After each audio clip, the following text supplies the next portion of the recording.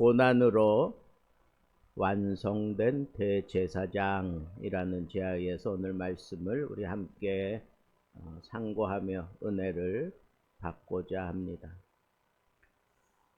누가 우리를 끝까지 구원할 수 있는가 하는 문제를 이 본문에서 다루는 겁니다. 사람은 위기의 순간에 진짜 그 정체를 알아볼 수 있습니다. 말로 위로하는 사람은 많지만 끝까지 책임지는 사람은 참 적습니다. 히브리서 5장은 이렇게 묻습니다. 누가 죄인인 인간을 하나님 앞까지 끝까지 데려갈 수 있겠는가?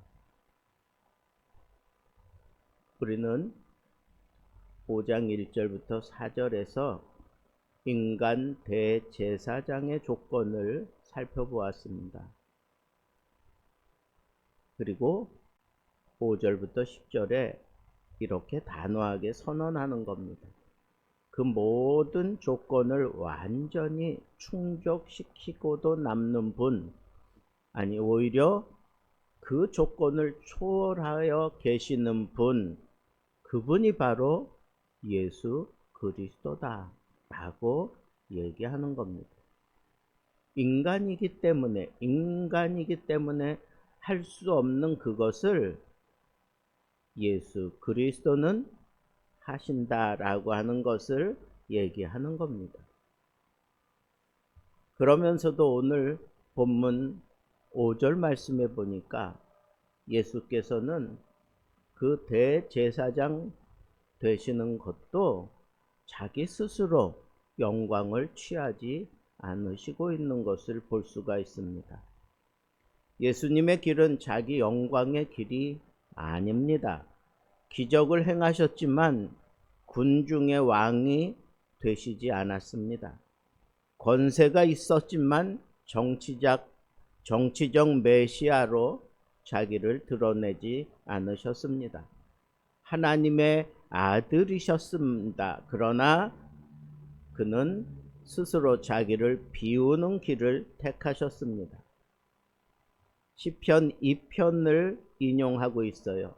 너는 내 아들이라 오늘날 내가 너를 낳았다. 예수님의 대제사장직의 출발점은 어떤 업적을 바라보고 업적을 소망하고 시작한 게 아니라는 거예요.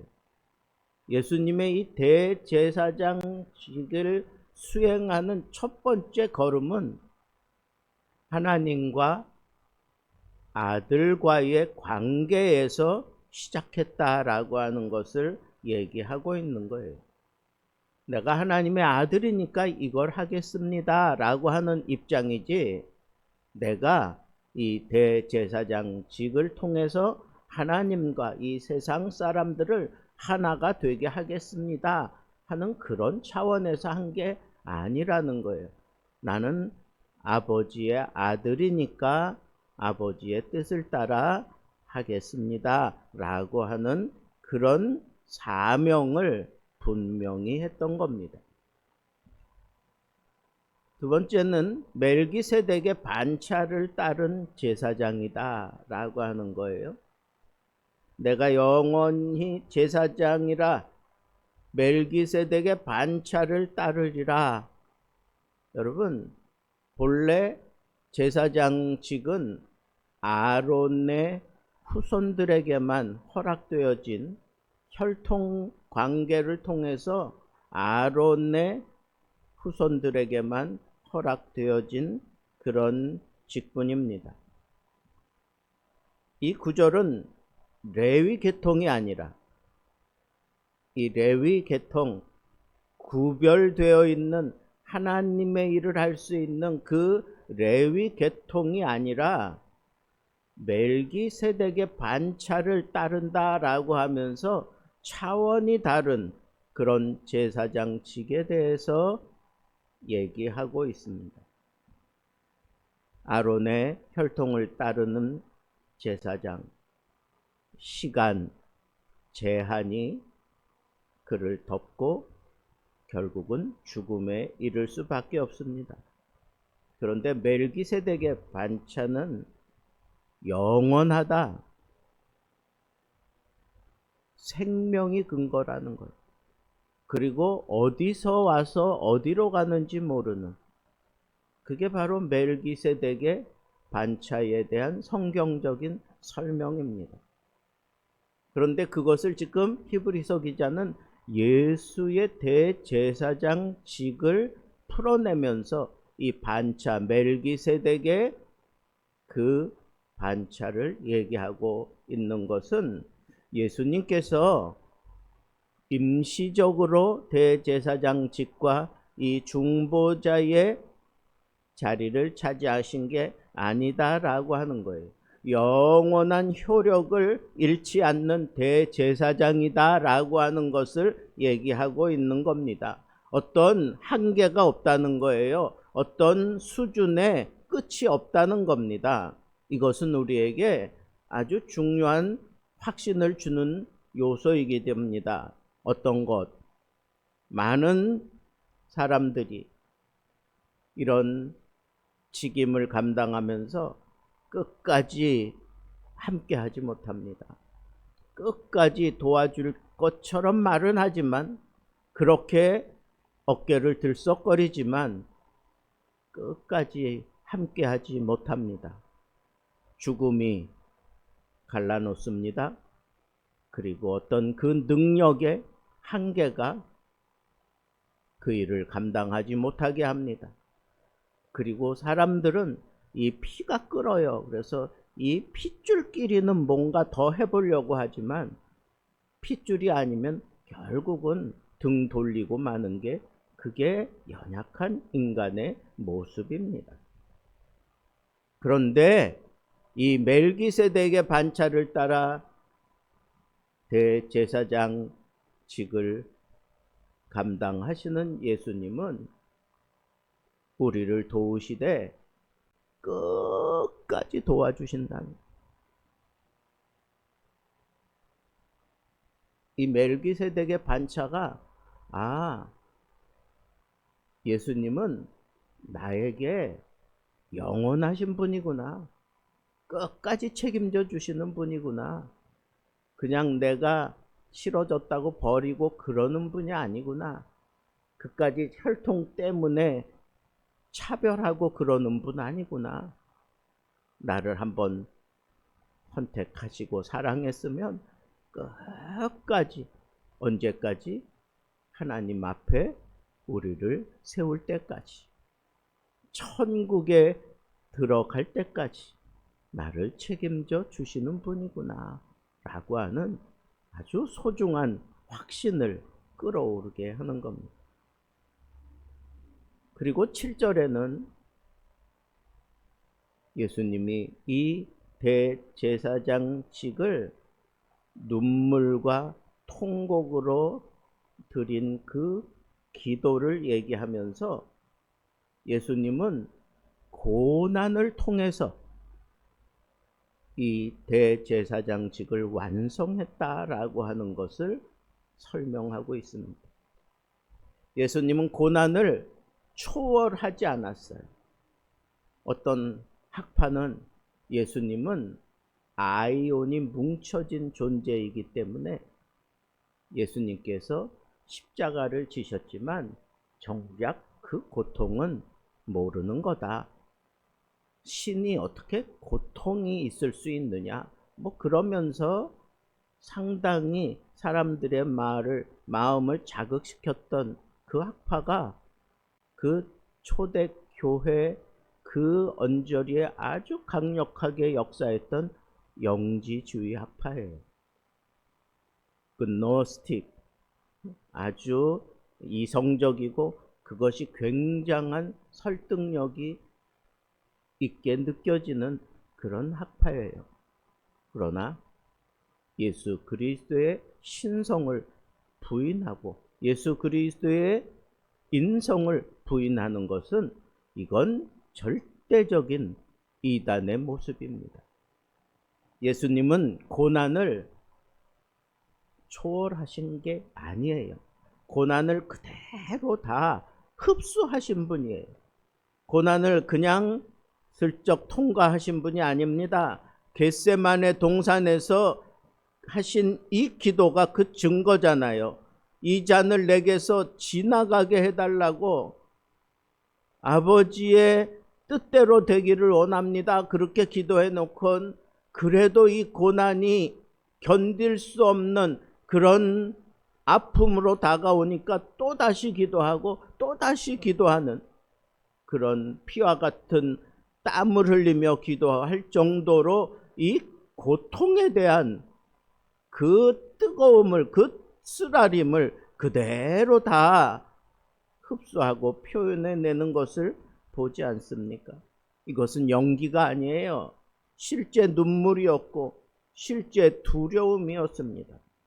우리의 구원자 되시는 대제사장 예수 그리스도는 고난을 몸으로 친히 겪으신 분입니다. 그래서 우리는 어떤 상황에서도 주님은 모른다라고 말할 수 없습니다. 아니, 주님은 다 아신다. 그리고 8절에서는 대제사장으로서 추앙받을 수 있는 그 근거가 뭐냐? 순종함을 배워서 이 대제사장직을 감당한다는 거예요. 그가 아들이시면서도 받으신 고난으로 뭘 배웠어요? 순종함을 배워서. 여러분, 예수님이 불순종했기 때문에 이런 얘기하는 게 아니에요.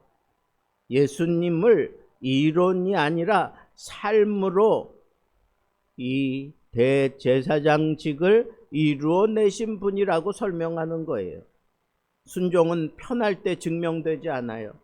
순종은 고난 속에서 진짜가 나타납니다. 오늘 우리의 신앙도 마찬가지 아닙니까? 이럴 때 우리는 순종하는 걸 그냥 당연하다고 생각을 해요. 이해되어질 때만 순종하려고 들어요. 손에 없을 때만 순종하려고 들어요.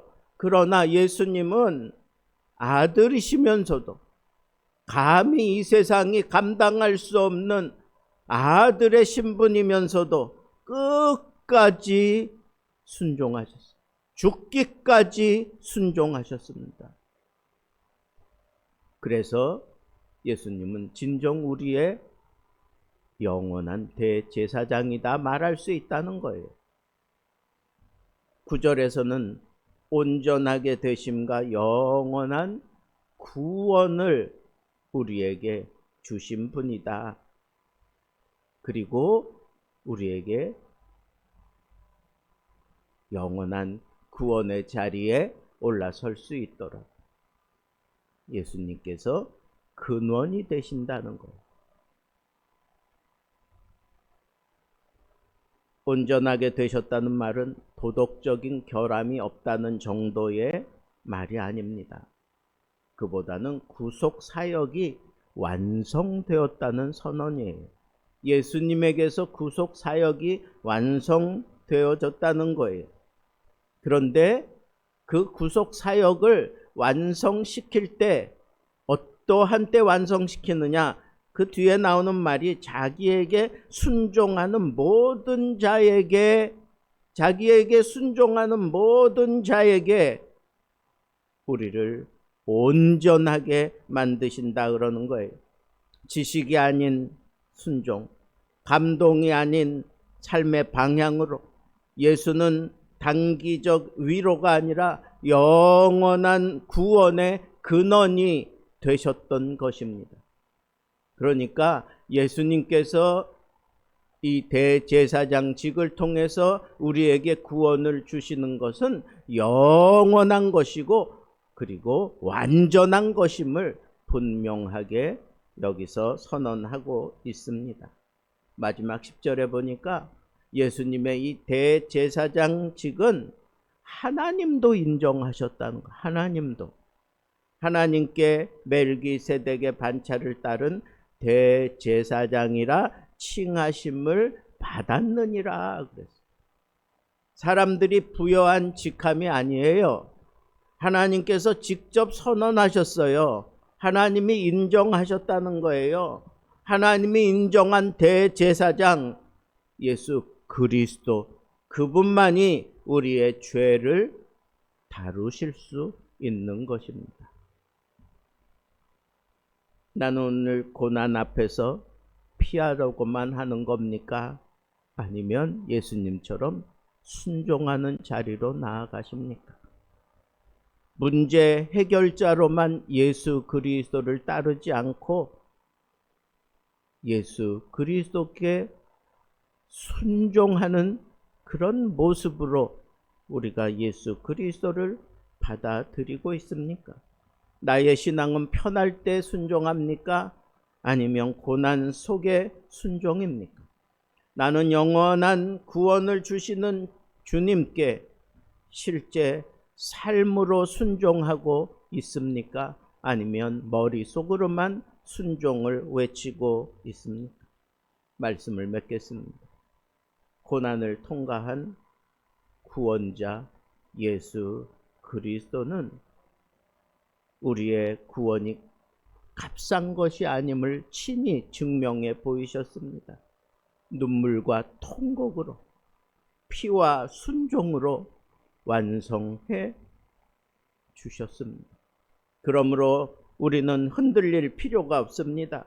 우리의 대제사장은 고난을 지나 영광에 이르신 분이고 우리도 그 주님께 순종하기만 하면 우리도 마침내 고난을 통과해 영광에 이르는 존재임을 확신할 수 있기 때문에 그렇습니다. 사랑하는 성도 여러분, 고난을 피하는 신앙이 아니라 고난 속에서 순종을 배우는 신앙인이 되기를 바랍니다. 눈물로 기도하신 대제사장 예수 그리스도를 끝까지 바라보면서 그분께 순종함으로 영원한 구원의 능력을 날마다 경험하는 담대하고 성숙한 믿음의 사람으로 살아가게 되기를 우리 주님의 이름으로 축복합니다.